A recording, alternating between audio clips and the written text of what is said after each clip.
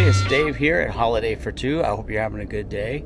Today I'm going to show you a tip for the new year, and I'm going to do a quick little video and show you just how to exercise your generator on your motorhome, fifth wheel, RV, whatever vehicle you have a generator on. So once a month, make sure you exercise your generator. Even if you don't use it at all, turn it on, let it run for about 45 minutes, maybe an hour. Put it on the load, turn the AC on, something to let it run, and warm it up for about one time a month for about 45 minutes or an hour, just to exercise it and get it some time to run. It is not good to let your generator sit for a long period of time, so stay tuned. I'll show you how to do that and how easy it is. Let's go. So someday when my ship comes in, I know just what we'll do. We'll pack our bags and quit our jobs and have a holiday for two. We'll pack our bags and quit our jobs and have a holiday for two.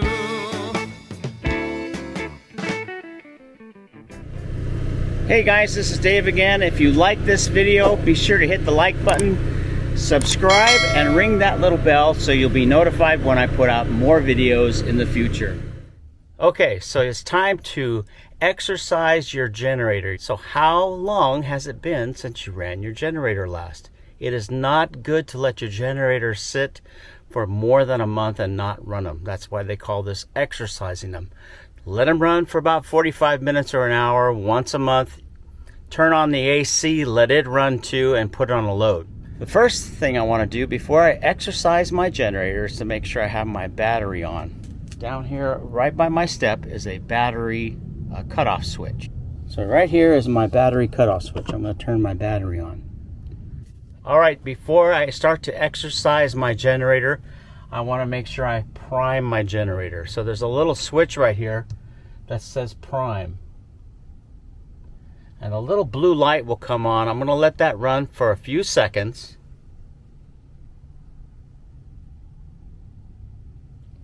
And I usually count to like 10 and then shut the prime off. Now, sometimes it takes a while. If it's been sitting, this generator is probably sat for just about a month, so it will probably take a few tries to get it to start up. That's normal. But make sure you prime it first so that this has some gasoline in the generator to get it to start. If you don't prime it ahead of time, it will probably take much longer to get your generator started.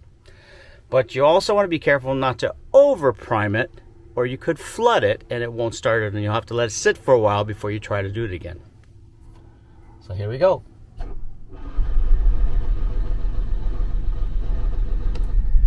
Now I've done this enough times I can kind of sense just how it's going to do.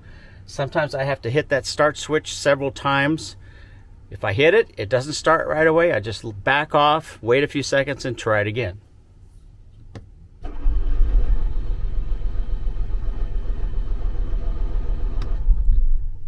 Wait a few seconds, try it again. Sometimes I have to do this a couple times.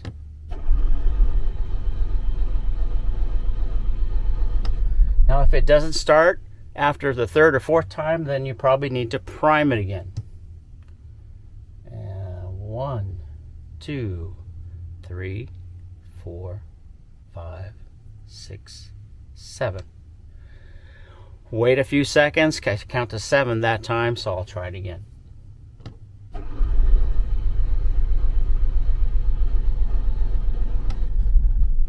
So like I said, you might have to do this a few times. Did you hear that little catch? That tells me it's getting close. I just kind of know this generator after using it for so long. Sometimes it'll catch right there.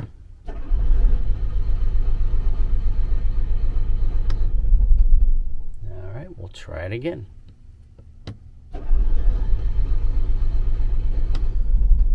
And it has been sitting a while, so maybe I need to prime it again. 1, 2, 3, 4, 5. And sometimes if you over prime it and it gets flooded, you'll smell gas. You'll smell the rich aroma of gas. That means it might be getting flooded.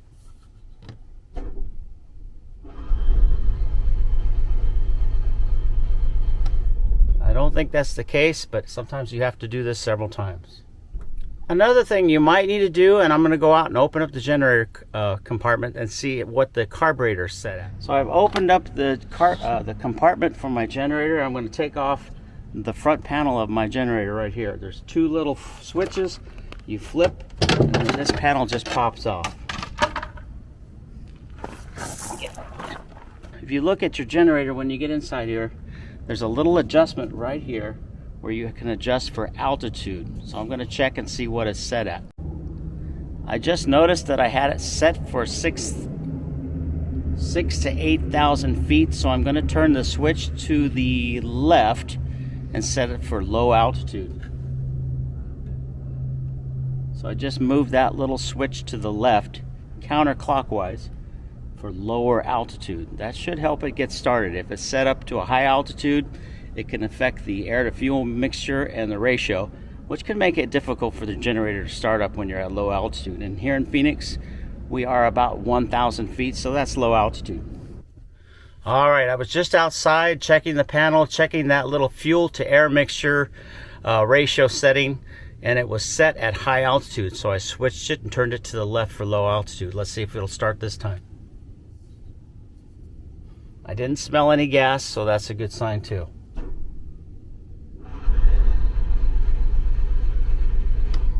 It wouldn't surprise me if it does need to be primed again a little more, but I'm not going to do that right now because I don't want to over prime it. I think it's starting. I heard it click. Try it again. Voila! Now I don't know how many times that took. I didn't count, but it was probably about 8 or 9 times to start it there. So I probably didn't have it primed enough when I first primed it. Like I said, you don't want to over prime it, but you do want to prime it just enough. And that can, for each generator, that can be a little bit different. So remember, come out once a month, run your generator for about 45 minutes or 1 hour, and I can even go and turn the air on once this comes on. Watch. I know that I can run the air conditioning because the microwave came on. So to run the air conditioner, all I have to do is go up here to the roof, turn this to the left. Now the fan is on. Now I'm going to kick on the AC.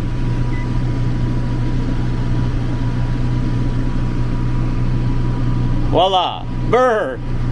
It's wintertime and I got the AC on. Isn't that crazy? But sometimes you have to do that. So this is Dave from Holiday for Two saying get out and exercise your generators at least once a month. Make sure you prime them before you get started. Sometimes you have to run it a couple times before it does start, especially if it's sat for about a month, maybe 3, 4, 5 weeks. Turn the AC on and put it under a load. Hey guys, thanks for watching. A couple little tips that I forgot to add to this. While you're out there exercising your generator once a month, you could also, wouldn't be a bad idea to open up the cap and check the oil level on your generator. Reach in with your pinky or a little napkin or something and just get a little dab of oil and take a look at the color. If the oil is black or dark brown, change it. If the oil is clear and it looks like brand new oil, it's clear and kind of a clear caramel color, then you're good. But if it's black or dark brown and gritty, then you need to change that oil very soon. Just a little tip there for you. Save your generator life. Next time I'll show you, I'll check mine and I'll show you how to change the oil. It's so easy. Hey guys, this is Dave again. If you like this video, be sure to hit the like button, subscribe, and ring that little bell so you'll be notified when I put out more videos in the future. Have a great day.